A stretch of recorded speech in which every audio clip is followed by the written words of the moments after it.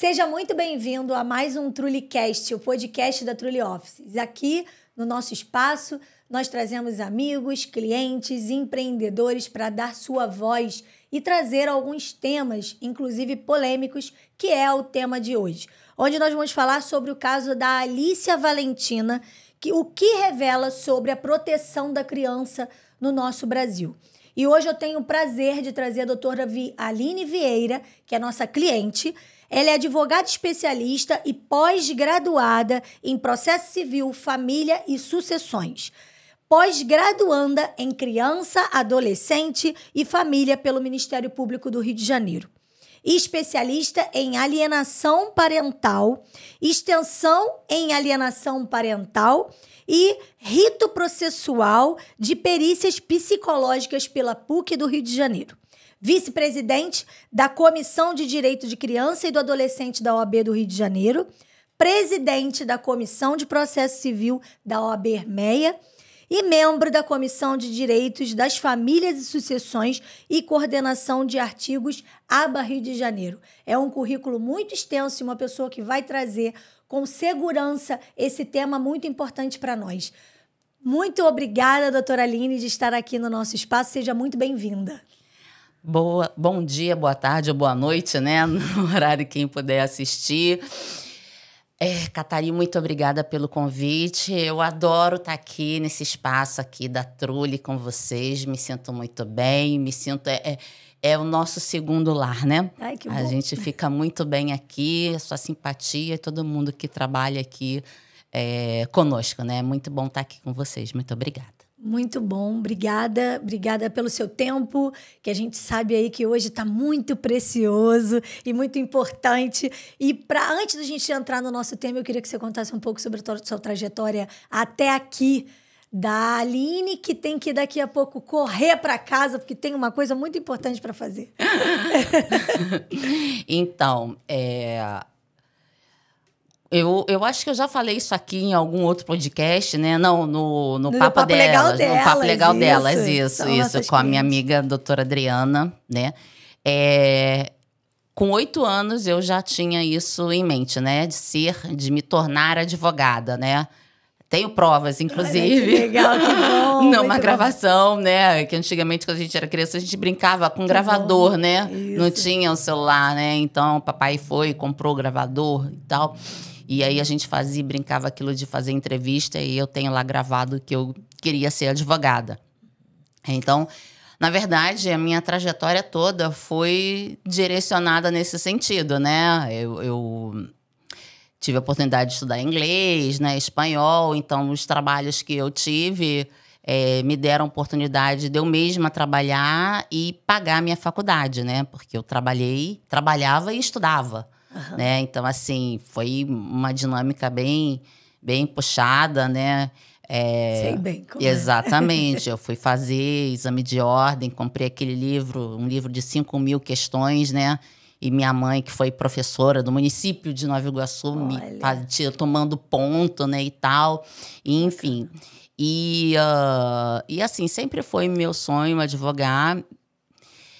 Me encontrei como advogada das famílias e sucessões e sempre tive essa paixão pela questão da criança e do adolescente. Sempre foi o meu foco ir mais além dentro do direito das famílias, ver essa questão, né? Até porque a gente lida dentro de um divórcio, né? A gente tem tantas questões peculiares que por isso que eu fui buscar essa especialização no MP aqui do Rio de Janeiro, para a gente estar ligada nesse sentido, né? E aquilo que eu tenho mais especial é a minha família, né, gente? Meu filhinho, tenho um filhinho de 8 meses, entendeu? Então, enfim, né? É o que me move, é o que me dá força para estar aqui, né? Maravilha, isso é muito gratificante, né? É o que eu falo, a importância, por isso que eu digo, eu dou um valor à importância de vocês terem o tempo de vocês e virem para cá. Doutora Aline é uma cliente nossa, tem o endereço comercial dela aqui. Então, ela já recebeu presente para o bebê, já recebeu documentos e etc. aqui no nosso espaço. E por isso a gente sabe da importância que os clientes vêm aqui para atender pontualmente, mas também para trazer hoje como tema de hoje, que é importante para mostrar o quanto que nós temos clientes aqui, que acho que a gente tem mais clientes advogados e que cada um tem uma especialidade. E eu acredito que você seja uma das que tem mais especialidade nessa parte de sucessões, né? Família e sucessões. Família e sucessões, isso aí. E aí, doutora Aline, a gente tem aí o caso da Alicia Valentina. A gente foi buscar aí um tema que a gente achasse importante e não falando só dela, ela é o tema por conta do que aconteceu. Se você não sabe ainda o que aconteceu, procure na internet, na televisão, que foi um caso muito de extrema violência no colégio. E a gente queria hoje conversar sobre isso, porque isso comoveu o país. E dentro desse ponto jurídico, quando a gente fala, né, que é o seu conhecimento, qual foi a vulnerabilidade, qual foi o que mostrou essa vulnerabilidade das crianças nos colégios, nas escolas? Olhando para dentro do caso que aconteceu com ela. Olha só, essa situação que ocorreu, tá? O que apresenta é algo muito triste, mas que demonstra totalmente que aqui no Brasil a infância ela está abandonada. Uhum. Tá? A infância ela está desprotegida, né?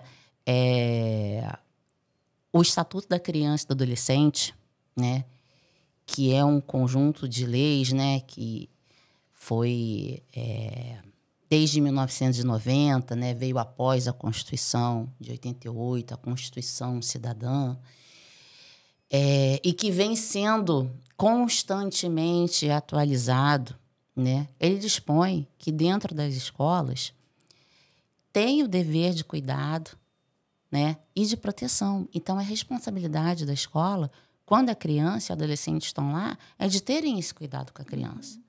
Né? E a criança ela não foi cuidada.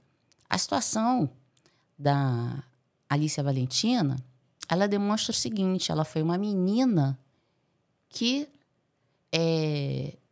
disse não. Uhum. Que teve a coragem de dizer não, né?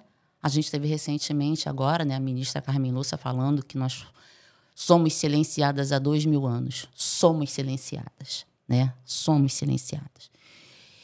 E essa menina disse não porque ela não queria ficar com o menino na escola.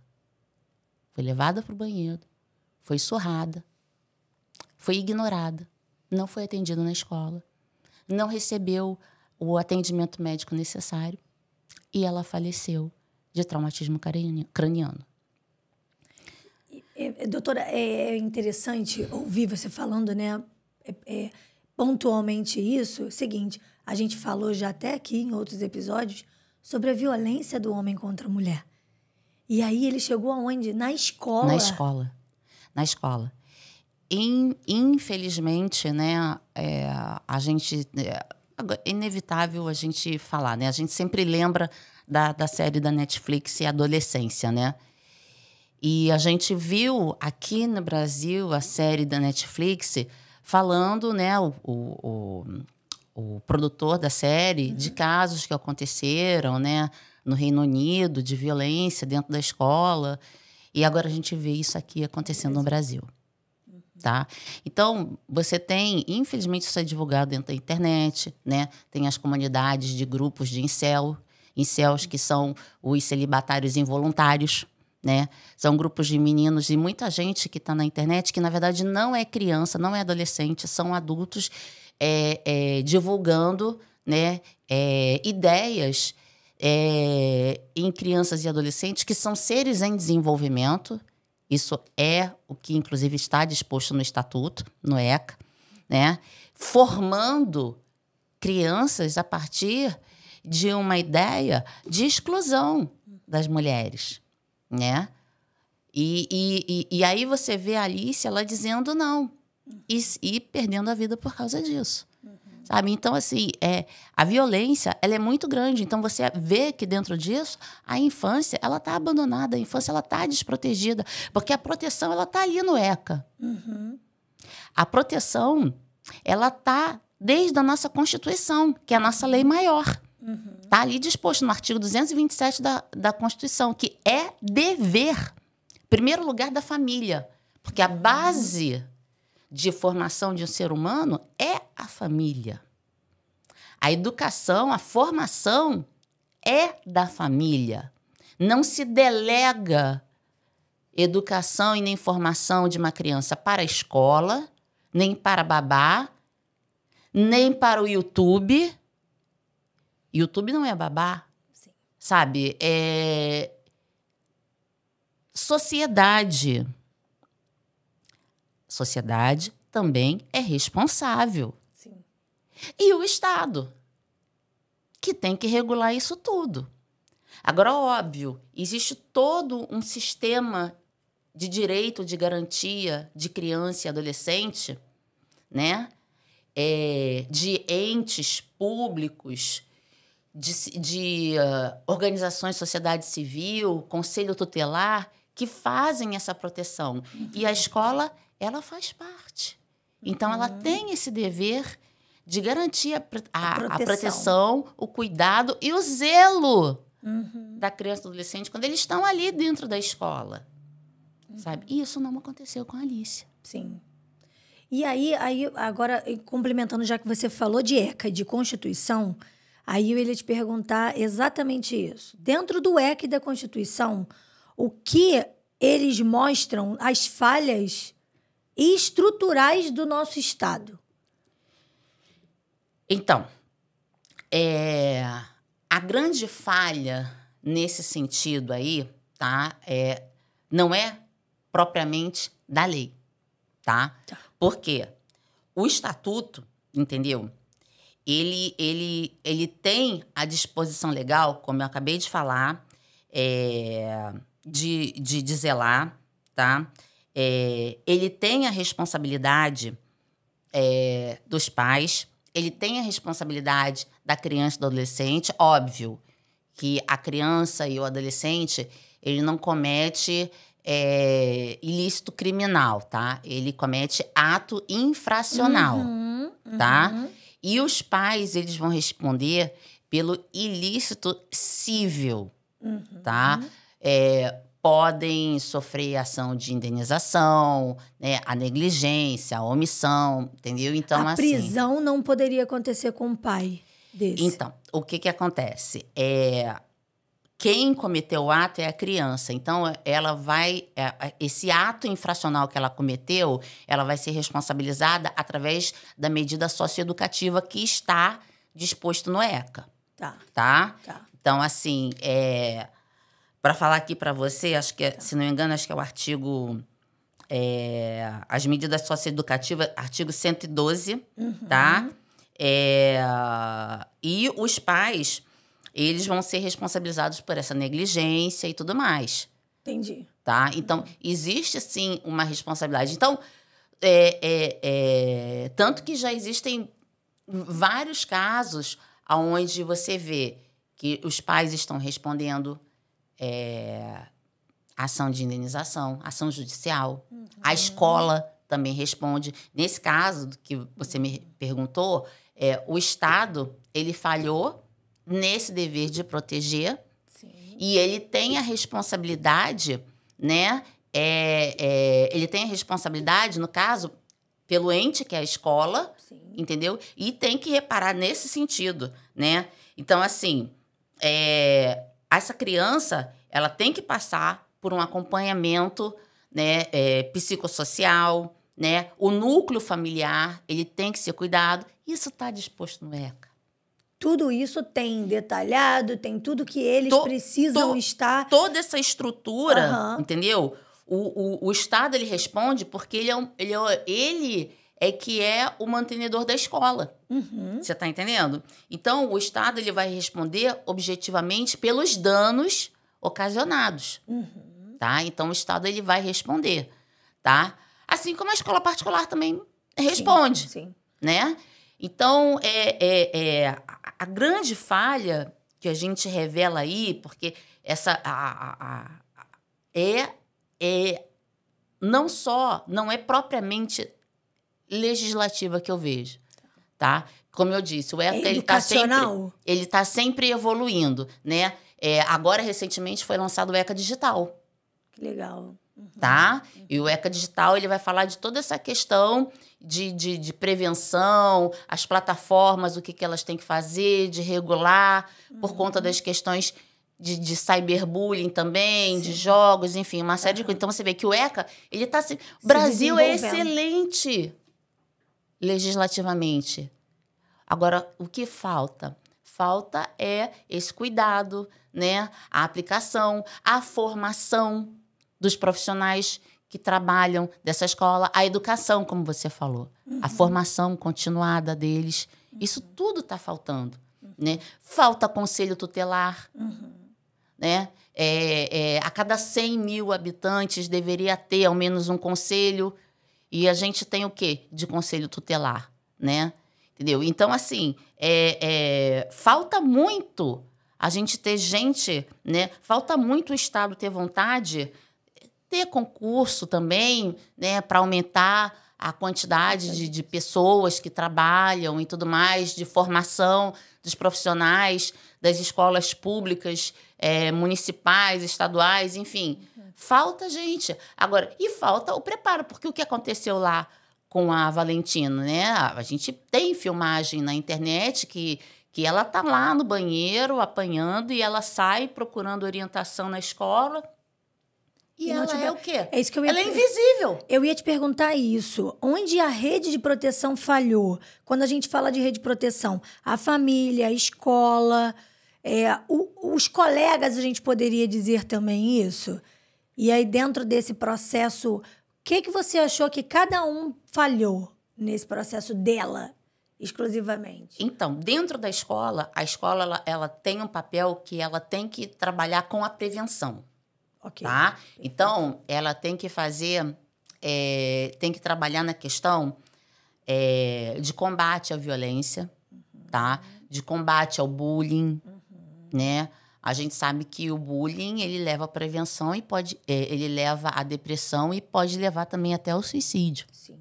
Estamos encerrando o Setembro Amarelo. Setembro Amarelo.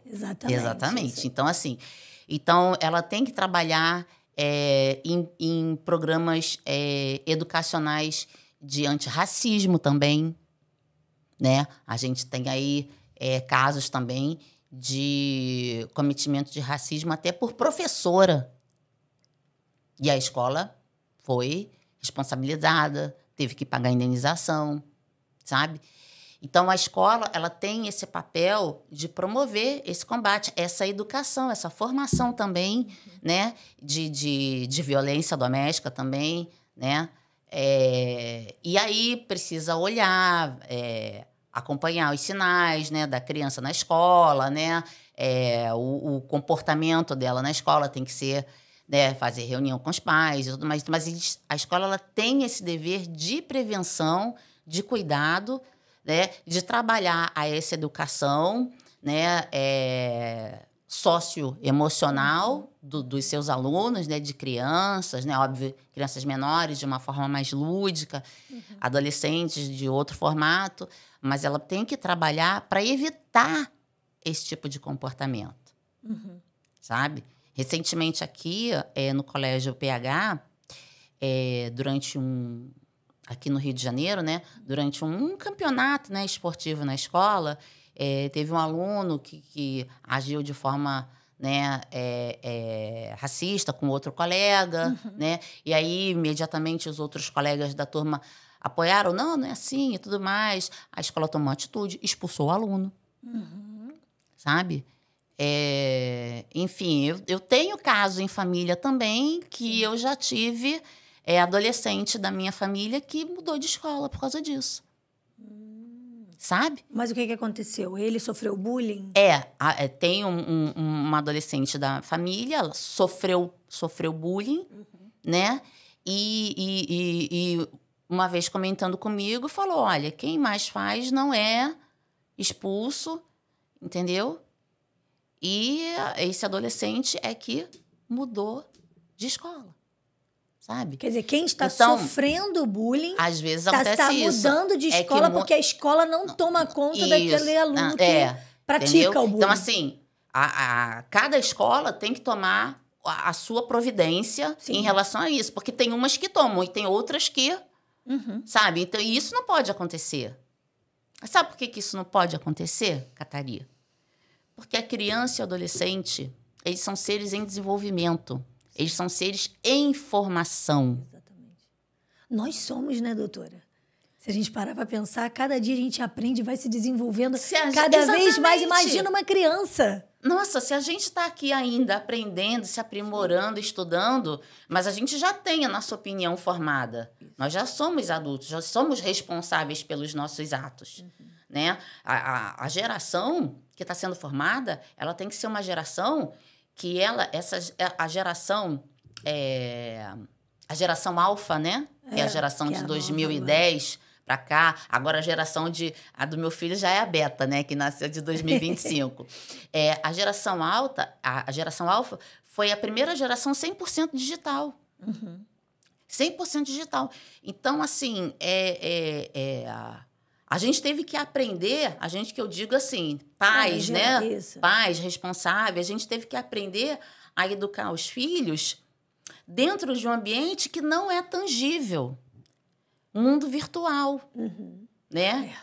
E por isso que a família vem em primeiro lugar na proteção. Né? Como é que a gente brincava? Né? Eu era criança que eu descia pro play. Né? Eu era do play.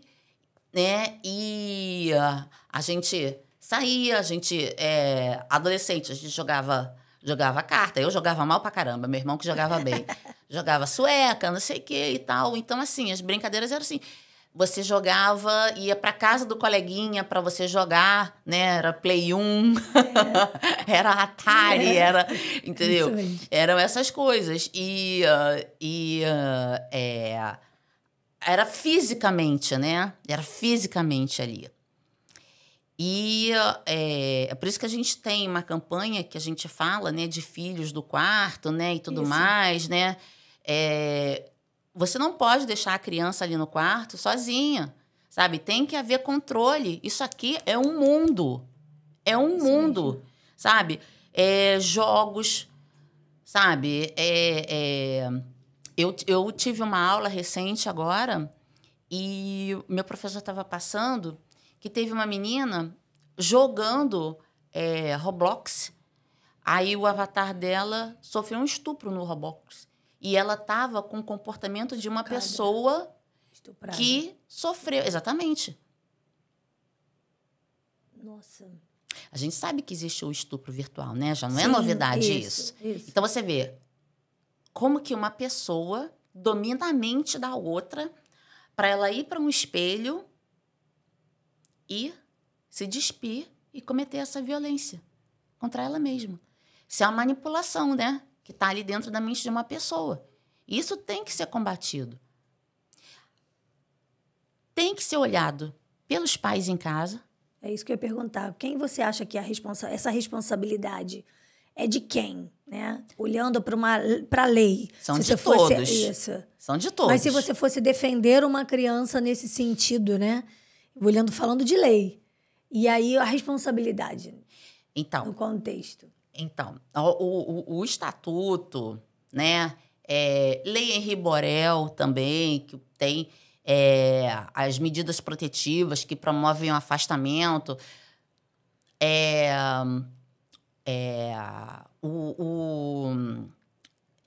Tem um estudo, né, sobre segurança pública e a gente, dentro desse estudo, é revelado que quem mais sofre violência sexual é a menina, tá? É a menina e a menina negra, tá? Meninos também sofrem, tá? Mas quem mais sofre...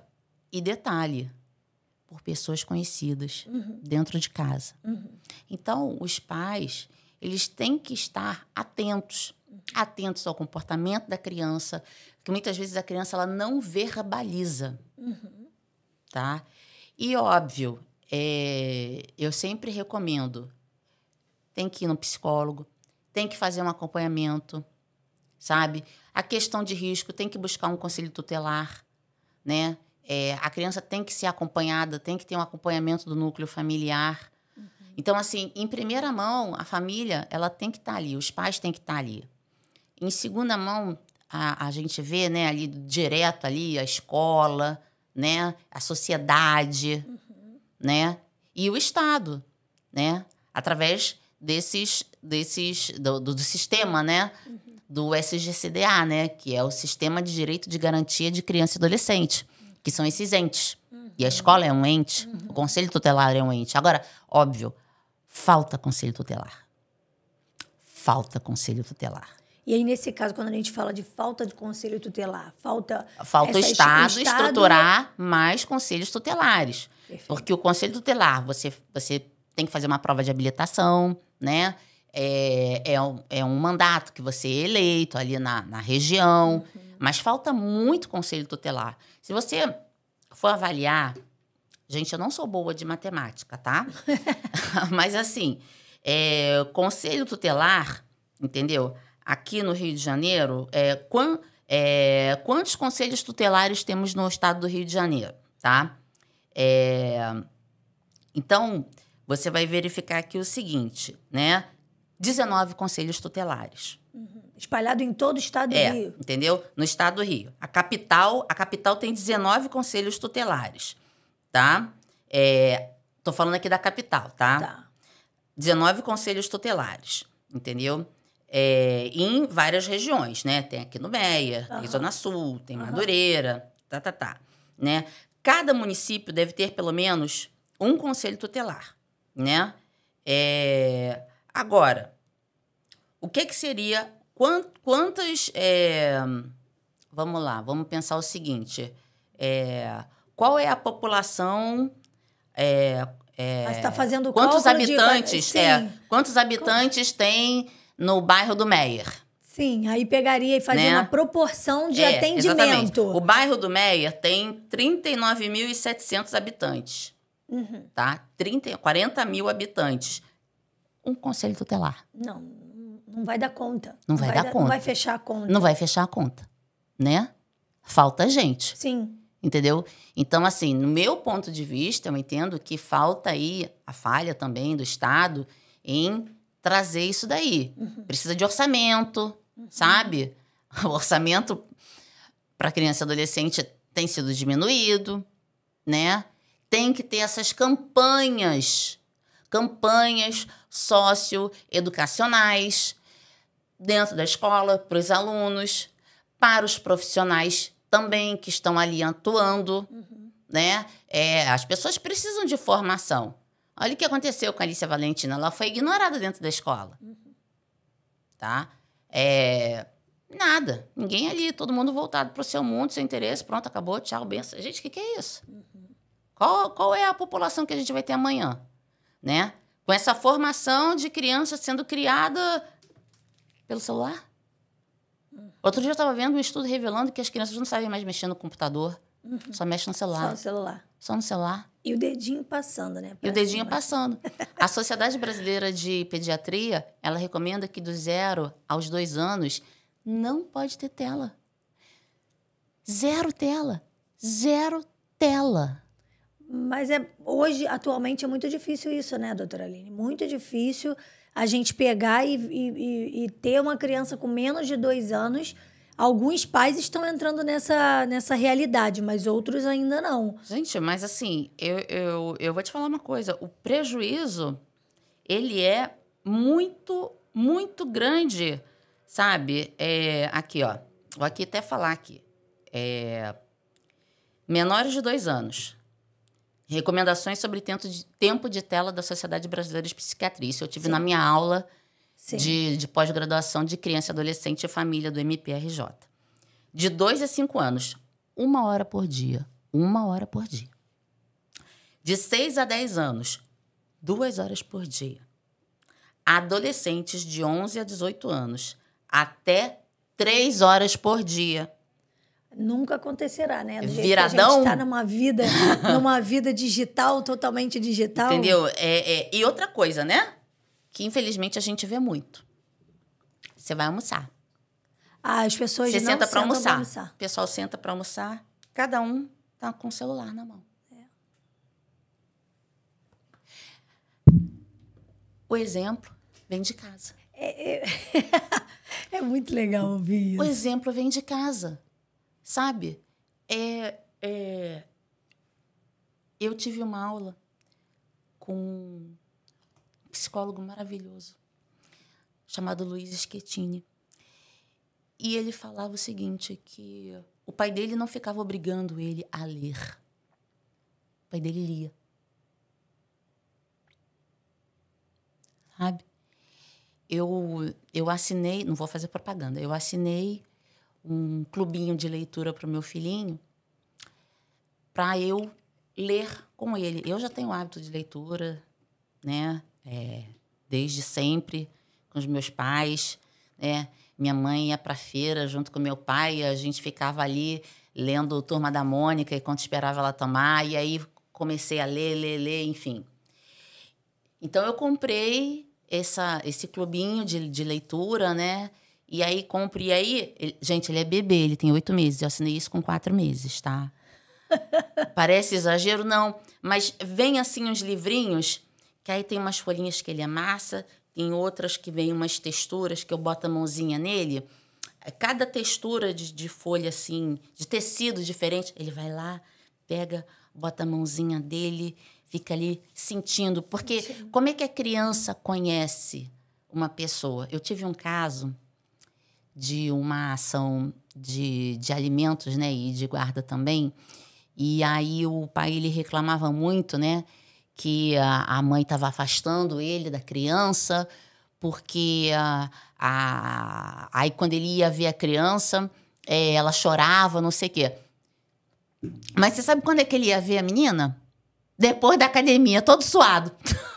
Não tinha como dar nem um abraço na criança para chegar perto. A criança te conhece, a criança pequena, né? Primeira infância, quanto mais primeiríssima infância, né? De 0 a 3 anos, ela reconhece como? No tato, no cheiro, sabe? São sensoriais, fatores sensoriais. Então, quando eu tô comprando esse livrinho, tô botando ele ali para ler, ele tá ouvindo a minha voz. Ele me conhece a voz. Conhece a mãe, então, conhece desde a barriga, né? Ele conhece a voz, sabe? Ele tá vendo ali as texturas dos tecidos ali. Ele tá aprendendo a ouvir, naquele momento ali, uma história. A gente está criando ali um momento de segurança, de vinculação, né? E isso é essencial. Aí a família aí. E aí, assim, então eu vou até mudar um pouco a pergunta, né? Porque, assim, você falou de família, então a minha pergunta seria mais ou menos essa. Quando a gente fala de prevenção e conscientização, você enumeraria, porque a gente falou sobre alguns pontos, você enumeraria todos esses pontos como uma prevenção de não acontecer o que aconteceu com a Alicia? Porque se a criança está muito tempo no telefone, ela não tem amor ao familiar, ela não tem... Quais são os pontos que você pontuaria que a família poderia fazer para evitar o que aconteceu com a Alicia? Então, assim, a questão familiar da Alicia, eu não sei como é que é a questão do núcleo familiar dela, tá? Não posso opinar nesse sentido. Mas, assim, os pais, de uma forma geral, eles precisam observar o comportamento dos filhos, tá? Rendimento escolar é um deles, tá? Se ocorre baixa de rendimento escolar, né? A agressividade, tá? O uso de tela, que eu acabei de falar, né? A criança não pode ficar horas a fio.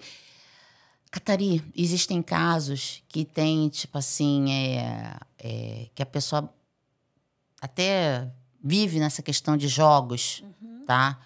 Usa até fralda e fica ali. Ou então, tipo assim, come muito produto processado e fica ali direto. Então, e já saiu uma série de vídeos no Instagram, internet, YouTube, enfim, mostrando, né, Adolescentes que ficam ali no jogo direto, não sai dali e não tem a interação familiar. E isso começa... A gente teve um caso recente agora, né, de um menino que matou a família, né?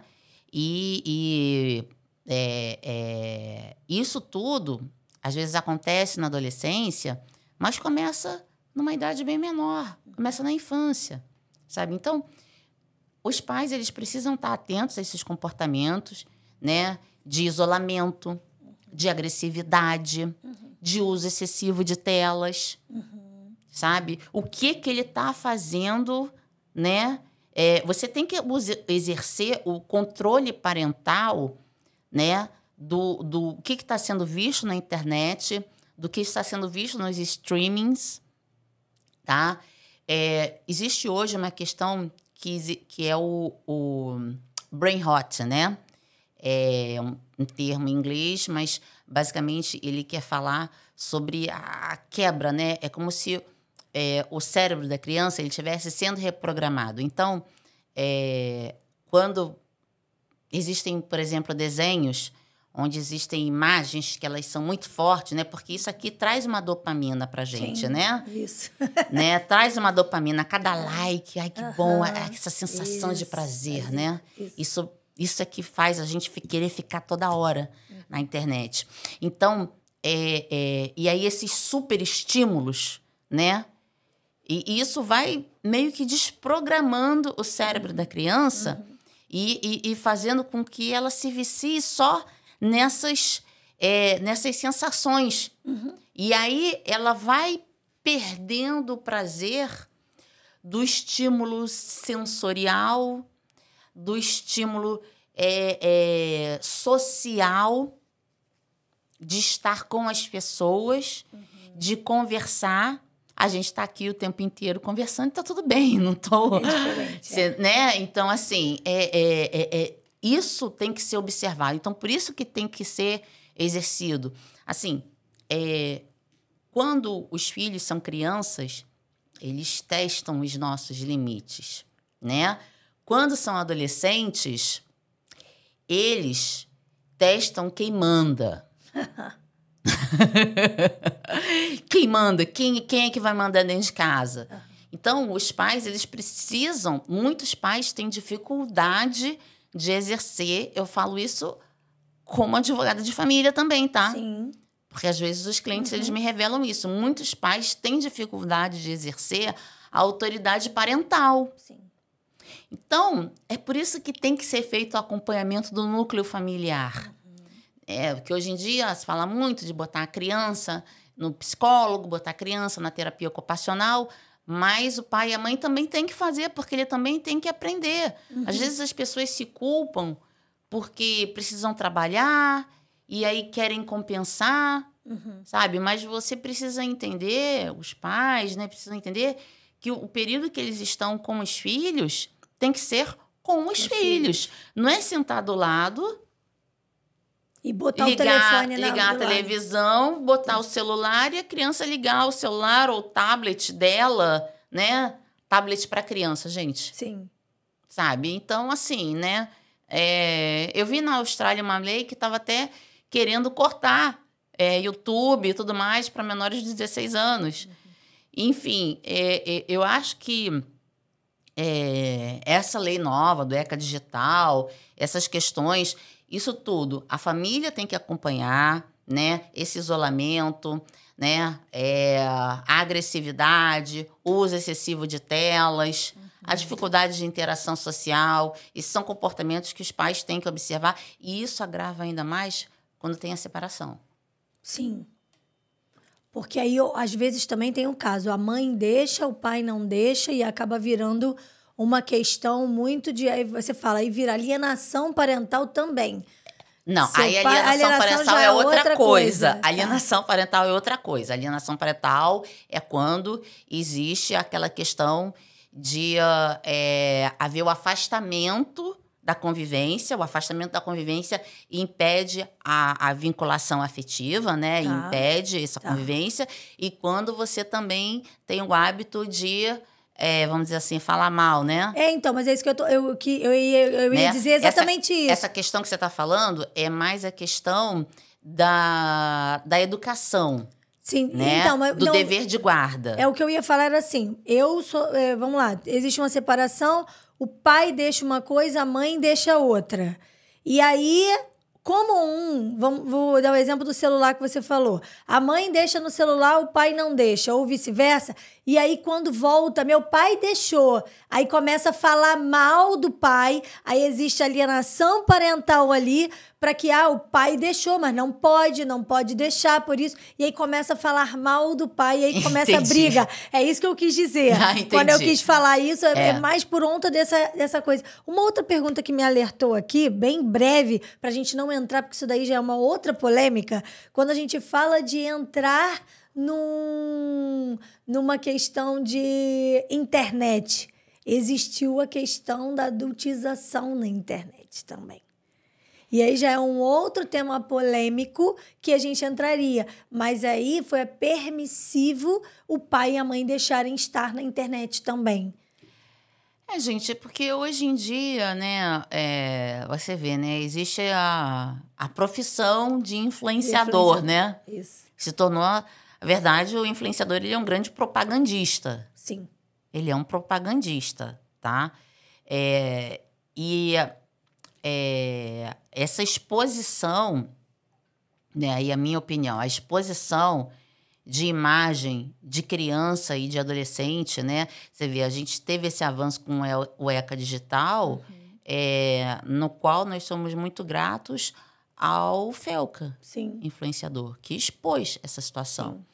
Então, muitos pais têm, às vezes, você quer colocar uma foto do seu filho, que aí você quer compartilhar ali na internet e não sabe, mas às vezes aquela imagem ela está indo para grupos de pedofilia. Sim. Bota um emoji no rosto. E o que a IA faz? A inteligência artificial faz?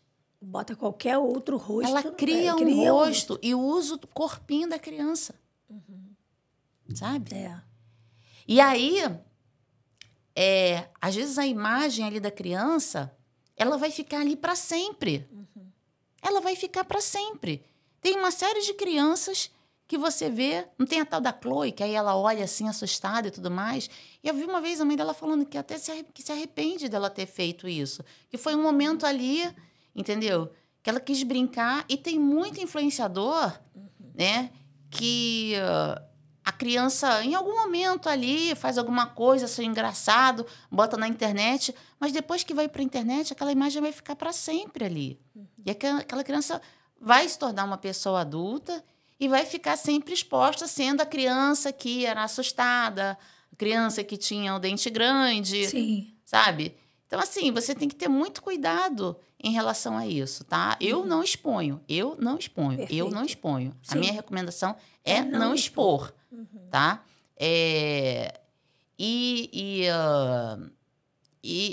Aí vem a questão da monetização, né? Porque tem um rendimento, é o futuro da criança e tudo mais. Enfim, nesse caso aí do Felca, foi apresentado questões muito graves, né? Ele apresentou questões muito graves aonde, para uma criança e adolescente, foram apresentados comportamentos de um adulto, tá? Onde é levado para uma situação de exploração, né? Em uma situação totalmente criminosa. Então, é isso que você tem que tomar cuidado. Então, assim, a internet, ela é um mundo muito vasto, sabe? Ocorre desde um cyberbullying, onde está sendo feito chacota de um colega, de um professor na internet, tá? Como esses grupos de pedofilia, sabe? As plataformas também agora com o ECA Digital tem que regulamentar isso daí também. Então, assim, a internet, ela é um mundo gigante. Agora, você vê que também na internet, além da adultização e da monetização que existe nesse sentido, tem infantilização de adulto também, sabe? Tem até bebê reborn, né? Aí já é outro, história. sabe? Então, assim, a internet, ela é um mundo, né, que por mais que a gente esteja aí engatinhando, vamos dizer assim, né, em legislação para regulamentar, LGPD em relação à criança e adolescente, os dados. Gente, tudo isso tem que ser tomado com muito cuidado. Com muito cuidado, e precisa ter uma maior regulamentação. Porque os jogos ali, para você ter uma roupinha de avatar naquele jogo, ele tem um custo. Sim. Então, se um pai e uma mãe não estiver ali regulamentando o que o filho, qual a plataforma que ele está utilizando, sabe? Aquilo que ele está vendo na internet, né? Você vê, tem Dora Aventureira, que é a menina que viaja e tal, é super bacana, é divertido. Mas você tem a Peppa Pig, que é uma menina que enfrenta os pais. Qual o desenho que você vai deixar ver? Você sabe qual é o desenho que seu filho está vendo? Sabe? Então, assim, a gente, né? Entendeu? Quando vai para casa do vovô, vai para casa da titia, vai para casa, sei lá, né? Você, entendeu? Então, assim, aí nisso você vê a sociedade, ela entendeu? Lá no meu prédio, todo mundo, assim, toma conta dos filhos. Não vai subir sozinho do elevador, vai subir aqui, entendeu? Teve uma menina né? Teve uma menina uma vez que ficou presa no elevador, estava sozinha, nunca mais ela subiu no elevador, entendeu? Então, assim, a gente toma conta ali, por quê? Porque a sociedade é responsável. A sociedade, ela é responsável, sabe? Você não pode ver uma violência em relação a uma criança e dar as costas e ignorar. Aí, falando de sociedade, se hoje a gente pudesse falar assim, qual uma lição que a sociedade precisa olhar com relação a esse caso da Alicia? Uma lição. Uma lição? É. Gente, vergonha, né? É uma vergonha as pessoas darem as costas. Você imagina que amanhã seja um filho seu. Né? Então, tem que denunciar. É o que a sociedade tem que fazer. Precisa fazer. Tem que denunciar, sabe? Não pode você ver uma situação dessa e deixar passar, sabe? Então, a sociedade tem que fazer isso. A sociedade tem que denunciar. E para os educadores em si, qual seria a mensagem de responsabilidade, de acolhimento para uma família que perdeu um filho ou para uma criança que está sofrendo uma questão dessa no colégio? Vamos lá. Em primeiro lugar, tem que haver a responsabilização, tá? Seja a responsabilização estatal, a responsabilização dos pais, da criança e do adolescente que comete, né? Aliás, o ato infracional ele é cometido em relação a crianças maiores de 12 anos. Tá? Porque no mundo inteiro é criança dos 0 aos 18. Mas aqui no Brasil, por força da legislação, as medidas socioeducativas são cumpridas para as crianças a partir dos 12 anos. Né? Então, tem que haver essa responsabilização, tá? Dos atos infracionais cometidos. Tá? Tem que haver a responsabilização dos pais, né? Agora, sim, né? O fato, assim, a criança, óbvio, né? Quem perdeu um filho nunca vai ter o seu filho de volta. Isso daí é uma coisa que arrebenta, sabe? E, então, assim, e a gente tem que pensar muito bem em quem a gente vota. Né? O que está sendo feito pela criança e pelo adolescente? O Estado, né? O Estado... O que o Estado está fazendo, sabe? Nesse sentido. Qual é a ação que está sendo feita, né? Eu acho que isso daí é o essencial, porque, assim, a infância e a adolescência, ela passa rápido. Você tem o seu filho para você, eu sempre falo isso para meus clientes, você tem o seu filho para você até os 12 anos. Ele é seu. Depois dos 12 anos, ele é um adolescente. Ele tem uma vida própria. Que ele começa a olhar para o mundo, ele começa... E ele tem que encontrar em você a guarida, a segurança. Que o que vincula é isso, a segurança, né? A minha professora, que eu fiz os cursos de alienação, e sempre faço, que é a psicóloga Glícia Brasil, ela sempre fala isso, né? O que vincula é a segurança. Então, aquele não que você disse ali, e às vezes dói a gente dizer não, né? Dói a gente dizer não, né? Mas aquele não que está sendo dito para educar aquela criança, para que aquela criança tenha limites, é para você tornar amanhã uma pessoa adulta forte, preparada para a vida, né? O adolescente, porque a juventude é o momento que a gente é mais testado, né, sobre aquilo que a gente vai fazer de bom ou de ruim na nossa própria vida, vai ser quando você vai lembrar das lições dos seus pais. Não faça isso, não faça aquilo. Sabe, eu sou filha de pais separados, né? E muitas vezes eu lembrava das lições dos meus pais. Eu lembro das lições deles até hoje, sabe? A gente vê na internet, às vezes até muita coisa também foi mudando, né? Foi sendo trazido lei do menino Bernardo, né? Para a gente não ter violência física, né? Violência física, óbvio que não é forma de educar uma criança, entendeu? Mas quando você traz os limites, quando você impõe autoridade, porque essas questões de alienação e tudo mais, isso acontece tanto na separação quanto durante o casamento, sabe? As pessoas precisam entender, né, que quando a gente, digo assim, nós advogados, a gente fala, né, de fazer uma consulta pré-matrimonial, de fazer um contrato pré-nupcial ou uma união estável com cláusulas adicionais, não é para você prever a separação, é para você justamente tratar de questões extrapatrimoniais, desculpem, de questões extrapatrimoniais, tá? Que vão estabelecer as expectativas que você tem em relação ao relacionamento. A gente tem expectativas quando a gente se relaciona com uma pessoa. Sabe? A gente tem expectativas de como a gente espera em relação à vida. Então, você vai ter um filho, você tem que dizer amanhã como é que vai ser a forma de criação desse filho. Porque amanhã separa, aí o que mais acontece depois na justiça, né? São os processos de guarda, né? As avaliações periciais de como que acontece na forma de educação. Então, assim, o litígio dos pais atrapalha a educação das crianças. Às vezes o problema não é nem a criança em si.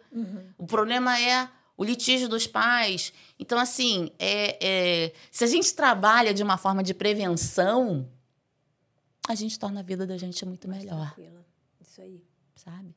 Então, se eu puder deixar esse recado, né? A escola prevenir, fazer esses trabalhos, sabe? O Estado tem que promover melhor, ampliar aí os servidores, os cursos, né? Teve a lei da escola, é um passo favorável, né? A lei do celular na escola, né? Que também melhorou muito, gente. O déficit que as crianças tinham de ficar com o celular o tempo inteiro era muito ruim. Você exercer a sua autoridade parental, o seu controle parental do que seu filho vê na internet, né? Você fazer o seu contrato pré-nupcial antes de você se casar, ou até durante mesmo, para você evitar separação, gente, pelo amor de Deus, né? Porque a gente faz questões de divórcio que você queira que todo mundo esteja divorciado, não, mas você quer regulamentar a vida. E eu sou extremamente favorável à intervenção mínima estatal no direito de família.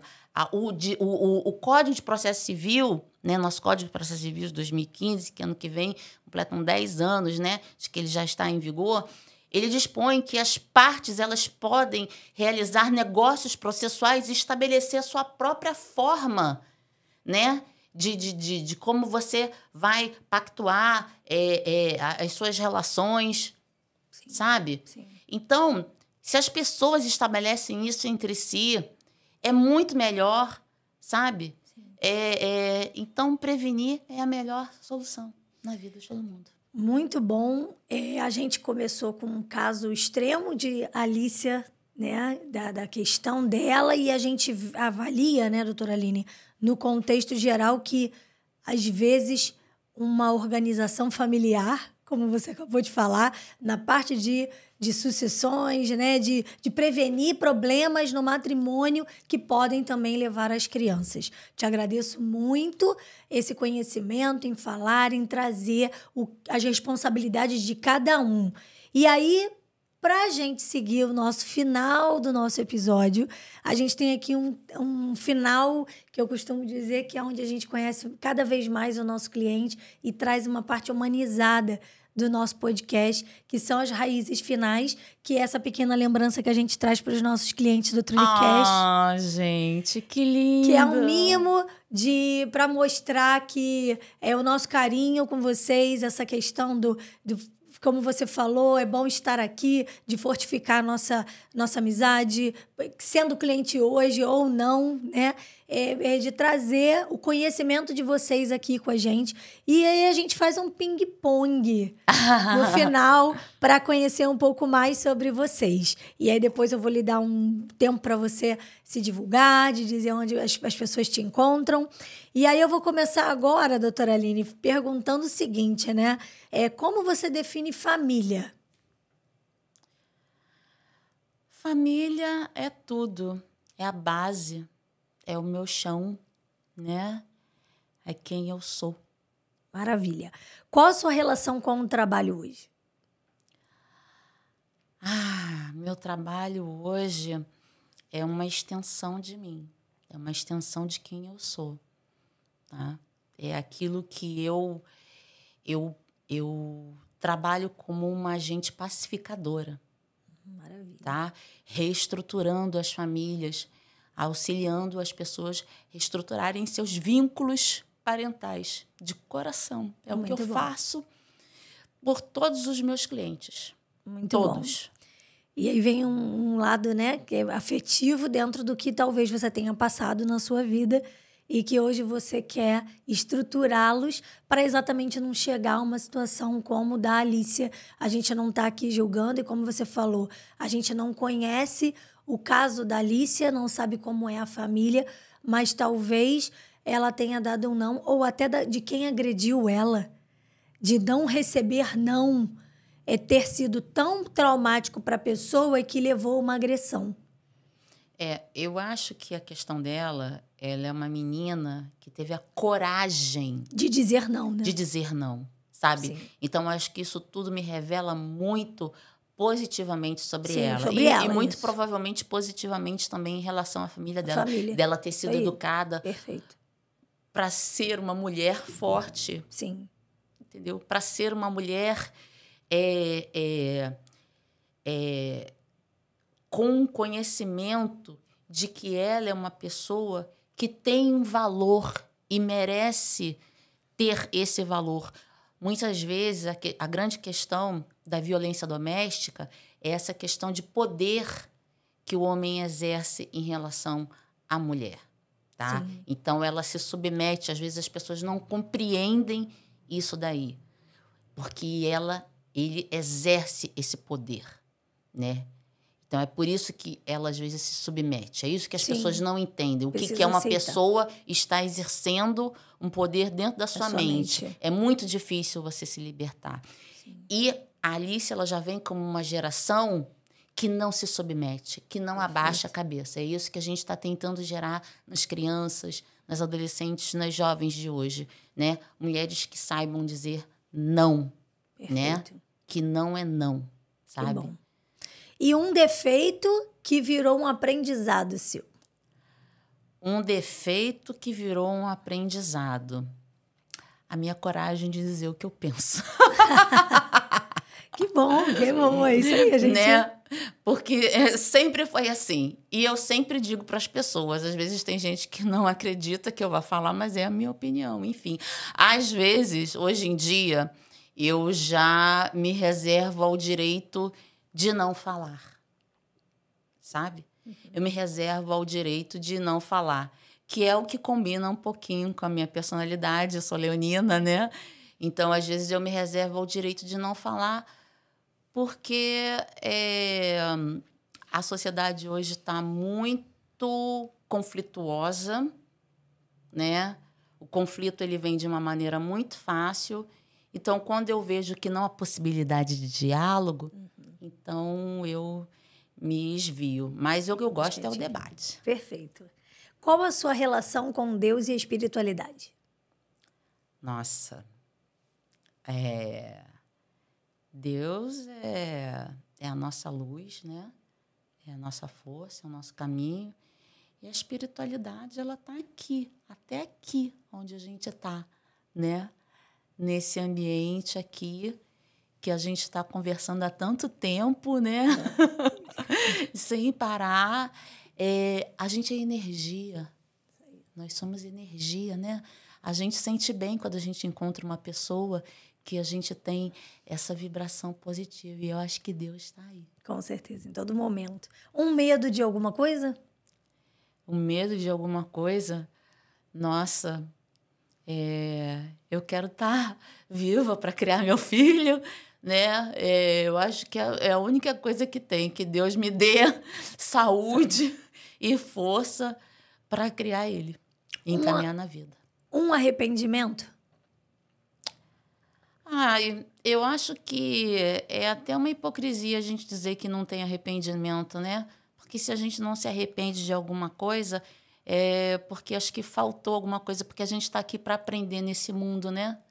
A gente está aqui para aprender, né?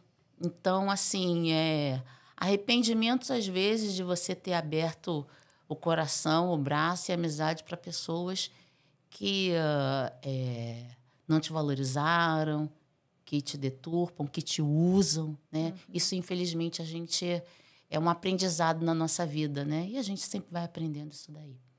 Um sonho que ainda não realizou? Um sonho que ainda não realizei? Gente, a vida da gente é feita de sonhos, né? A gente está sempre construindo um sonho para poder galgar outro, né? Mas, assim, assim como eu era criança, queria ser advogada, queria me casar, né? Queria ter meu filho, né? Tem a minha casa, enfim, né? Tem aqui o pessoal da Trulli, né? Que me recebe super bem, né? Então, assim, a cada etapa da gente, a gente vem construindo um sonho, sabe? Mas os sonhos a gente não revela. Maravilha! Quando o sonho se concretizar... Não, dependendo do sonho... Isso aí. Quando o sonho se concretizar, eu venho aqui e digo para você. A gente quer saber. Eu quero saber. Mas maravilha. Doutora Aline, muito obrigada por esse momento, por esse bate-papo, pelo seu conhecimento. Eu gostaria que você deixasse seu arroba, onde te encontrar, uma frase final para as pessoas que estão vendo a gente aqui. Então, meu arroba, Instagram, Facebook eu tô mexendo pouco, né? AlineVieira.advogada. Você vai me encontrar na internet. Você vai me encontrar no Trulli. Quiser vir procurar, vai vir aqui no escritório, vai procurar a Luana, né? Pode mandar mensagem também, né? Pode procurar a Luana. Pode me mandar mensagem no direct do Instagram, né? Pode mandar o e-mail também. Sim. AlineVieira.advogada. É tudo AlineVieira.advogada. O e-mail é @yahoo.com. Podem ir às palestras também, né? Isso. As palestras aqui na subseção do Meyer, na Rua Lucídio Lago 345. Em breve a gente vai ter uma, né? Ainda não agendei a data, mas Quem me seguir na rede social vai estar vendo lá. Pode seguir também a rede social da Comissão de Processo Civil, daqui do Meier, né? CPC_Meier. Eu também sou vice-presidente da Comissão de Direito da Criança e Adolescente, da OAB-RJ. Também está na internet, né? Enfim, venham aos nossos eventos. Às vezes eu também vou na escola. Esse ano estou meio devagar de ir em escola. Faço do meu filhinho lindo, amor da minha vida, Victor Benício, né? Que agora está com o papai, tomando conta, né? Porque o homem, ele é parceiro. Enfim, né? Meu marido maravilhoso, amor da minha vida. Enfim, é isso. Podem me procurar, estou sempre disponível. Que bom. Tá? Muito obrigada mais uma vez pelo seu tempo e pelo seu conhecimento aqui conosco. Eu que agradeço. E para você que ficou aqui no nosso episódio de hoje, nos siga, dá o seu like, envia esse episódio para as pessoas conhecerem mais sobre os casos que são importantes de conhecimentos que acontecem com a sua criança no âmbito escolar, no âmbito profissional também, na internet e tudo que você precisar de ajuda, agora até incluir nossos clientes para levar mensagens para você. Entre em contato conosco na Trulli Offices e estamos esperando você. E vem para a Trulli Offices você também.